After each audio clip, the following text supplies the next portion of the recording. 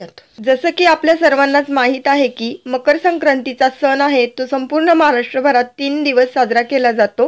त्यातील पहिला दिवस असतो भोगीचा, दुसरा संक्रांतीचा आणि तिसरा किंक्रांतीचा। म्हणजेच जितकं महत्त्व मकर संक्रांतीला आहे तितकंच महत्त्व भोगीला आहे आणि त्याहूनही जास्त महत्त्व किंक्रांतीला आहे। त्यामुळे आज आपण डिटेल असे भोगीचे जे काही पैलू आहेत ते पाहणार आहोत, त्यामुळे व्हिडिओ स्किप न करता पूर्ण पहा। सगळ्यात पहिलं तर भोगी म्हणजे काय हे पाहणार आहोत। भोगी या शब्दाचा आपण जो अर्थ घेतो तो असतो उपभोग घेणे किंवा आनंद घेणे। निसर्गाने आपल्याला जे भरभरून दिलं आहे त्याचा आपण आनंद घेणार आहोत, कारण संक्रांत हा जो सण आहे तो निसर्गाचा आणि मानवजातीचा एक परस्पर संबंध, आपुलकी, प्रेम, जिव्हाळा जे काही आहे ते व्यक्त करण्याचा सण आहे। त्यामुळे संक्रांतीच्या आदल्या दिवशी आपण भोगी सेलिब्रेट करतो। आपल्या सगळ्यांनाच माहीत आहे की महाराष्ट्रच नाही तर भारत हा आपला कृषीप्रधान देश आहे। त्यामुळे आपली जी अर्थव्यवस्था आहे ती पूर्णतः शेतीवर अवलंबून असते।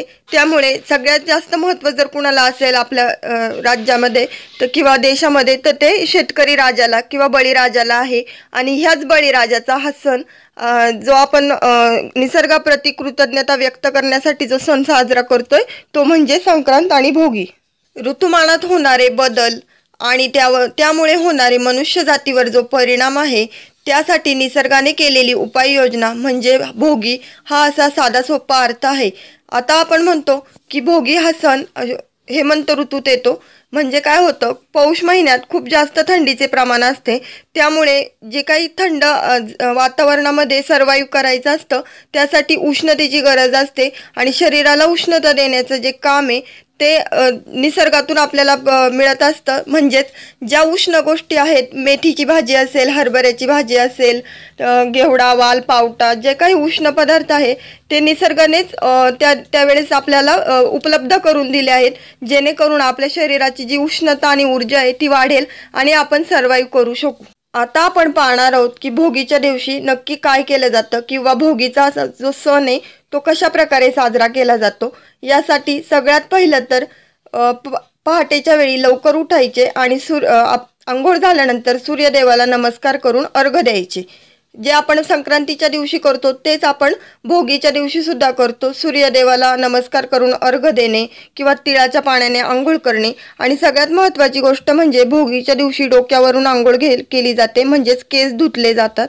हे सगळ्यात महत्त्वाची गोष्ट असते। आपणा सगळ्यांनाच माहीत असेल की पौष महिन्यात येणाऱ्या रविवारच्या व्रताला जे व्रत केलं जातं सूर्यदेवाचं, याला देखील अनन्यसाधारण महत्त्व आहे। आणि या दिवशी सगळ्यात महत्त्वाचं असतं की केस विंचरायचे नाही किंवा सूर्योदया पूर्वी विंचरायचे किंवा केस धुवायचे नाही। परंतु जर भोगी रविवारच्या दिवशी आली तर आपल्याला केस हे धुवावेच लागतात, हे ध्यानात घ्यायचं आहे। आणि त्या अनुषंगाने आपण डोक्यावरून पाणी घ्यायचे आहे। भोगीच्या दिवशी प्राधान्य दिले जाते ते साफसफाईला। त्यामुळे ज्यावेळेस भोगीचा सण साजरा करायचा आहे त्यावेळेस सगळ्यात पहिलं तर घराची साफसफाई ही झालीच पाहिजे। मग तुम्ही तुमच्या हिशोबाने जितकी जमेल तितकी, परंतु साफसफाई ही करायचीच आहे। आणि त्यानंतरनं ज्यावेळेस आपण पहाटे उठणार आहोत त्यावेळेस सडा रांगोळी देखील घालायची आहे, कारण सडा रांगोळी घालण्याला सुद्धा भोगीच्या दिवशी खूप सारे अनन्यसाधारण असं महत्त्व आहे। आता सगळ्यात महत्त्वाचं म्हटलं की कुठलाही सणवार असला की नवे कपडे, दागदागिने हे तर आलेच, परंतु भोगीच्या दिवशी एक विशिष्ट प्रकारचा नैवेद्य केला जातो जो संपूर्ण महाराष्ट्रात थोड्याफार फरकाने केला जातो। त्याला खेंगट असे म्हणले जाते। आणि खेंगट म्हणजे काय, जे काही निसर्गामध्ये भाजीपाला उपलब्ध आहे त्यापासून बनवलेली एक भाजी। प्रत्येक भागानुसार बनवण्याची पद्धत वेगळी असेल। भाज्या ज्या येतात किंवा वापरल्या जातात खेंगटमध्ये त्या थोड्याफार फरकाने वेगवेगळ्या असतील, परंतु त्या सगळ्यांचा जो अर्थ आहे तो एकच आहे की जे निसर्गामध्ये उपलब्ध आहे ते आपल्या शरीरासाठी खूप पोषक आणि पूरक आहे आणि तेच आपण घेतलं पाहिजे। आणि म्हणूनच भोगीच्या दिवशी खेंगटची भाजी करण्याचे अनन्यसाधारण महत्त्व आहे।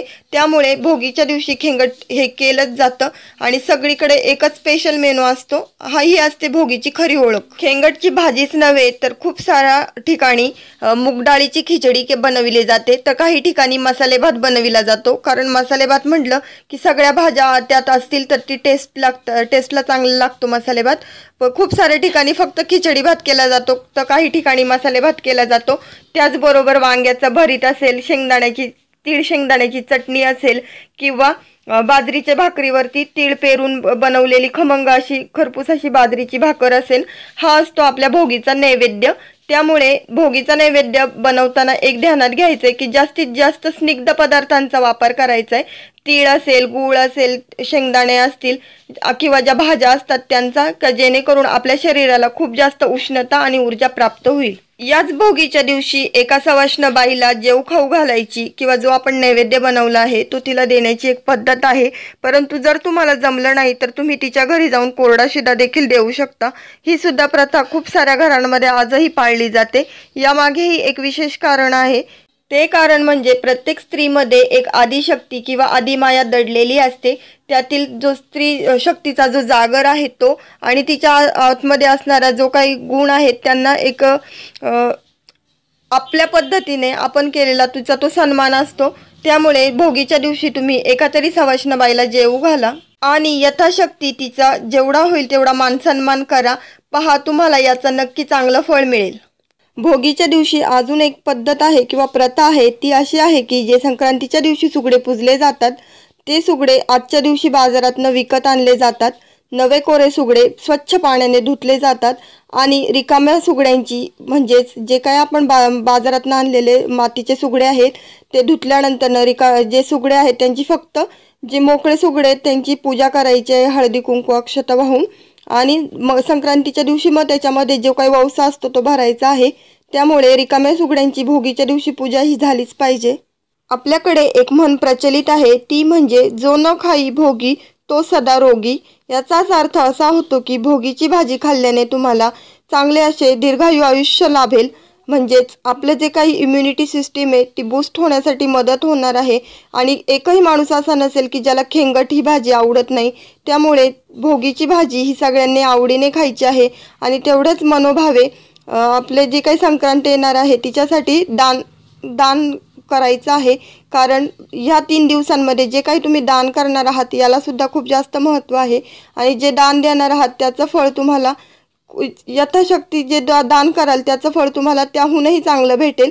ही भावना प्रत्येकाच्या मनामध्ये असली पाहिजे आणि म्हणूनच आपण भोगी असो, संक्रांत असो किंवा किंक्रांत असो, हे जे सण आहेत ते मनोभावे सेलिब्रेट करत असतो। अशा पद्धतीने भोगी ही प्रत्येक ठिकाणी वेगवेगळ्या पद्धतीने परंतु तितक्याच उत्साहाने साजरी केली जाते। तुमच्याकडे भोगी हा सण कसा साजरा करतात हे कमेंट करून नक्की सांगा आणि जर तुम्हाला चॅनल आवडला असेल तर सबस्क्राईब करायला विसरू नका आणि व्हिडिओ आवडला असेल तर लाईक आणि जास्तीत जास्त शेअर करा, कारण तुमचा सपोर्ट हीच आमची स्ट्रेंथ आहे। अशा पद्धतीने आपला मकर संक्रांती स्पेशल सिरीजमधला सेकंड जो एपिसोड आहे भोगी स्पेशल हा मी तुमच्यासोबत शेअर केला। असेच आमचे नवनवीन व्हिडिओ पाहत राहा आणि आमच्याबरोबर कनेक्ट व्हा, कारण आम्ही मकर संक्रांत स्पेशल सिरीजमध्ये अशा खूप सारे व्हिडिओज आणणार आहोत जे तुम्ही याआधी कधीही ऐकले नसतील किंवा पाहिले नसतील। जाता जाता तुम्हाला भोगीच्या खूप साऱ्या शुभेच्छा। पुन्हा भेटूया नवीन अशा इंटरेस्टिंग व्हिडिओमध्ये। तोपर्यंत बाय अँड टेक केअर।